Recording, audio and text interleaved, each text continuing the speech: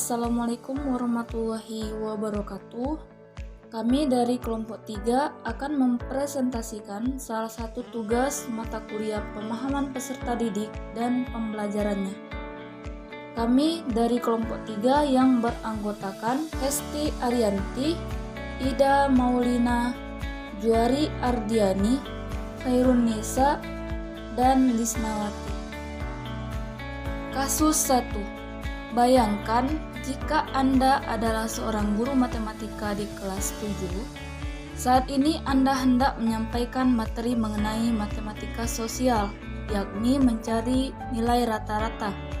Untuk memudahkan peserta didik dalam memahami pembelajaran, Anda mencoba untuk membuat urutan atau langkah-langkah yang perlu diikuti oleh peserta didik agar dapat mencari nilai rata-rata pada sebuah soal. Anda meminta kepada peserta didik untuk mengerjakan soal yang Anda berikan. Hasilnya, peserta didik mampu mengerjakan dengan benar, sesuai dengan langkah yang telah Anda siapkan. Beberapa saat kemudian, Anda meminta kepada peserta didik untuk mengulangi soal yang sama tanpa melihat urutan pengerjaan soal, dan peserta didik mampu mengerjakannya dengan benar. Pertanyaan 1. Menurut Anda, apa yang membuat peserta didik mampu mengerjakan soal dengan baik pada percobaan kedua tanpa melihat urutan atau langkah pengerjaan soal?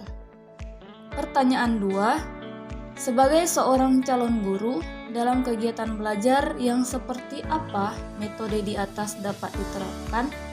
Elaborasi jawaban Anda dengan menyertakan teori yang berkaitan. Jawaban pertanyaan 1.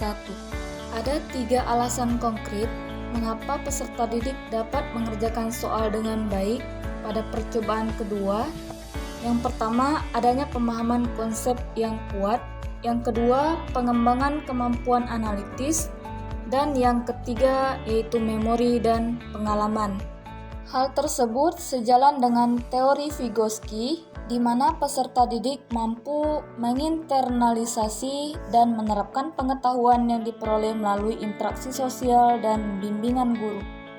Jawaban pertanyaan 2, metode yang diterapkan dalam kegiatan belajar yaitu pemberian bantuan secara bertahap pada peserta didik atau disebut dengan teknik scaffolding. Guru memberikan langkah-langkah atau urutan pengerjaan soal untuk membimbing peserta didik memahami konsep, kemudian secara bertahap mengurangi bantuan hingga peserta didik mampu mengerjakan soal tanpa bantuan. Hal ini sesuai dengan pendekatan konstruktivis dalam pembelajaran matematika, di mana peserta didik aktif terlibat dalam membangun pemahaman mereka sendiri melalui bimbingan guru. Berikut ini adalah penjelasan lebih lanjut tentang metode pembelajaran tersebut dan teori yang relevan yang mendukungnya. Yang pertama ada pendekatan konstruktivis. Yang kedua ada pengenalan konsep matematika sosial. Yang ketiga pemberian petunjuk dan praktek. Yang keempat ada pemahaman konsep. Yang kelima penerapan tanpa petunjuk. Dan yang keenam ada refleksi dan diskusi. Kasus 2. Rini adalah seorang guru di kelas 1 SD. Sebagian besar peserta didiknya belum bisa berhitung dengan lancar. Rini sedang memikirkan cara yang sesuai untuk membantu setiap peserta didik menyelesaikan tantangan belajarnya. Pertanyaan 1. Menurut Anda, apa yang dapat dilakukan Rini untuk membantu peserta didiknya sesuai dengan tahapan perkembangan usia? Pertanyaan 2. Mengapa Anda menyarankan hal tersebut? Jawaban 1. Rini sebagai seorang guru di kelas 1 SD dapat melakukan beberapa langkah yang sesuai dengan tahapan perkembangan usia peserta didiknya. Berdasarkan teori perkembangan kognitif Piaget, anak usia 6-8 tahun berada pada tahap operasional konkret, di mana mereka mulai mampu menggunakan logika konkret untuk memecahkan masalah. Oleh karena itu, Rini dapat menerapkan metode pembelajaran yang sesuai dengan tahap perkembangan ini. Yang pertama, menggunakan metode yang konkret.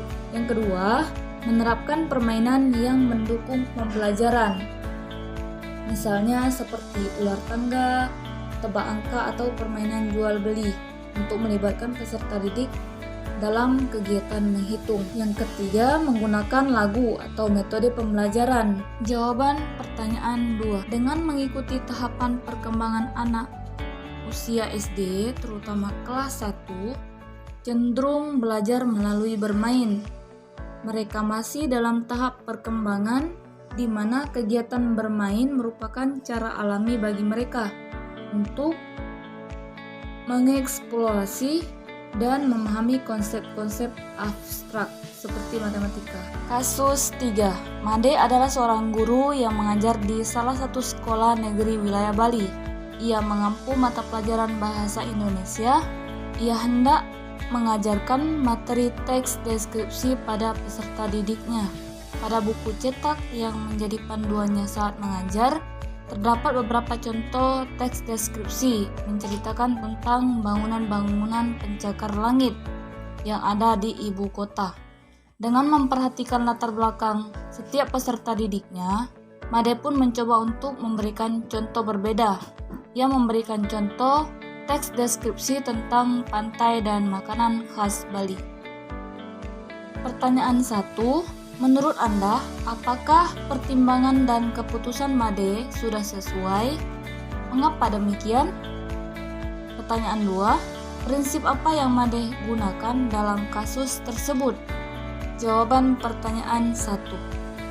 Pertimbangan dan keputusan Made dalam memberikan contoh teks deskripsi tentang pantai dan makanan khas Bali sangat tepat dan sesuai. Made menggunakan prinsip relevansi dengan lingkungan siswa. Prinsip ini mengaitkan materi pembelajaran dengan lingkungan siswa, sehingga siswa dapat lebih mudah memahami dan mengaplikasikan materi pembelajaran dalam kehidupan sehari-hari. Pemilihan topik yang dilakukan Made sangat relevan dengan tempat di mana ia mengajar, yaitu Bali. Hal ini dapat membantu siswa agar merasa lebih terhubung dengan materi pembelajaran karena mereka dapat mengaitkan materi pelajaran dengan pengalaman dan lingkungan mereka. Jawaban 2. Prinsip yang diterapkan oleh Made adalah prinsip relevansi dengan lingkungan siswa. Prinsip ini sejalan dengan teori konstruktivisme yang dikenalkan oleh Lev Vygotsky. Teori ini menekankan pentingnya konteks sosial dan lingkungan dalam pembelajaran, mengaitkan pembelajaran dengan lingkungan dan budaya peserta didik, dapat membantu siswa agar lebih mudah memahami dan mengaplikasikan materi pembelajaran dalam kehidupan sehari-hari.